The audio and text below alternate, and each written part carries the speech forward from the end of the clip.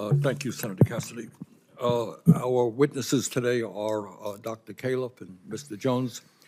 Dr. Califf is the Commissioner of the U.S. Food and Drug Administration. He served previously in the Obama administration as well as right now in the Biden administration. Dr. Califf, thank you very much for being with us.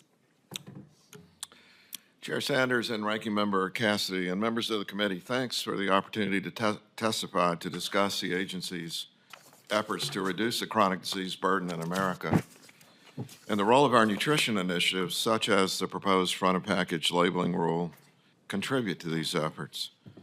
I've had the great honor to serve as the Commissioner of the FDA not once but twice.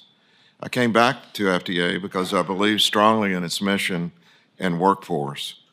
Americans have entrusted us with regulating industries that bear the responsibility of producing and distributing products that are safe and improve health. While all the work FDA does is crucial, the greatest public health advancements we can make would be to improve the diet of Americans and eliminate the use of tobacco. The food we eat is contributing to America's unfortunate position with the lowest life expectancy among large high-income countries. I want to stress this, last place among large high-income countries in life expectancy. Nearly everyone knows and cares for someone with a chronic disease. 6 in 10 Americans have at least one chronic disease, and 4 in 10 have 2 or more chronic diseases. I am deeply aware of this because my 35-year clinical career has been spent in direct care of suffering people with cardiovascular disease. We all know that eating a nutritious, balanced diet is a challenge for many people. Products that may appear nutritious could be loaded with sodium. People can exceed the recommended daily limit for added sugars with a single 16-ounce bottle of soda. And over 70% of our food supply is considered ultra-processed. As a recent Wall Street Journal editorial put it, quote, Americans eat unhealthy food because the food system is designed to feed it to them, unquote. Meaningful change can only happen with serious action by Congress, the industry, and multiple state and federal agencies. And of course, we're here today because this includes a major role in accountability of the FDA. FDA is trying to do its part within its authorities and budget, but successful change in the trajectory of our health depends on reaching a societal consensus that we will do this together. When we pull the levers at our disposal, specific actions by FDA can have sweeping effects. When we required trans fat to be labeled on the nutrition facts label in 2006, we saw a nearly 80% drop in consumption because consumers picked different foods and industry reformulated their products. Establishing a front-of-pack label could be another landmark policy. Displaying certain nutrition information right on the front of the package would allow Americans to quickly and easily identify how foods can fit into a healthy dietary pattern.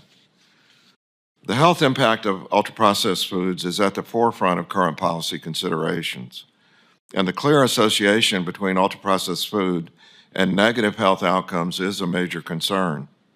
While there is still much we need to understand, ultra-processed foods are usually high in saturated fat, sodium, and added sugars, and there is already substantial evidence of harm when these nutrients are consumed in excess. We are not waiting to act where the evidence is clear. In addition to front-of-pack nutrition labeling, FDA is working to reduce sodium across the food supply, update the, quote, healthy, unquote, claim on food packages, and strengthen our chemical safety review program. There is good reason to be concerned about the chemicals that are routinely included in much of our food. FDA has limited resources to deal with this issue, despite repeated requests for funding for much-needed additional experts to do the evaluations. There are years of work under each of these initiatives that are performed by a highly qualified and dedicated staff in the face of multiple limitations in the existing science, extensive legal hurdles, and direct opposition from powerful industry forces. We have just completed the largest reorganization in FDA's history, in no small part, so that we could take on the issues of nutrition and chemicals in our food supply. As you know, I'll be leaving FDA at the change of administrations, but I can assure you that our people at FDA want to do more, and we need your partnership. As a cardiologist, I've spent most of my career dealing with the tragedy of premature death and disability, but my time in Washington has made me aware of how hard it is to address these policy issues. Our nation's complex financial and industrial interests, combined with our national instinct to favor individual freedom to choose, even if the choice is one that impairs health, make it difficult to take actions that have been successfully deployed by many other countries. And I believe these differences directly lead to better health and longer life in every other large high-income country compared with ours. In my opinion, finding a better consensus on these issues in America is not just an opportunity, but a necessity for the future of our country. Thanks for the opportunity to testify today, and we'll be happy to answer your questions.